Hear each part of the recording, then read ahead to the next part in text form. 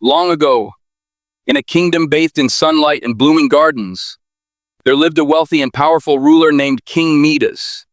He was known throughout the lands for his vast riches. His palace shimmered with golden walls. His halls were filled with glittering treasures, and his vaults overflowed with coins and jewels. But no matter how much he had, it was never enough. One day, as King Midas wandered through his rose garden, he came upon a mysterious figure, cloaked in silver and starlight. The stranger revealed himself as a magical being and offered the king a single wish, anything his heart desired. Without a second thought, Midas declared, "I wish that everything I touch turns to gold." The magical being looked at him closely. "Were you sure?" he asked.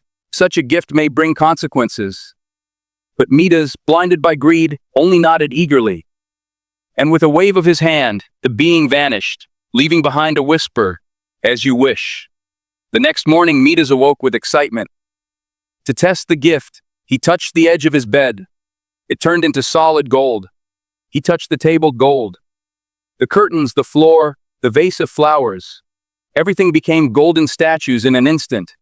Laughing with joy, Midas rushed through his palace, transforming everything he could. Soon, his home sparkled like the sun, and servants watched in stunned silence as their king turned his entire world into gold. But the wonder soon faded. When Midas sat down for breakfast, he reached for a grape. It turned to gold before it touched his lips. Bread, fruit, even water, all transformed in his hands. He could not eat, no matter how hungry he became. Still believing it a minor inconvenience, he sought comfort from his daughter, a kind-hearted girl with bright eyes and gentle hands.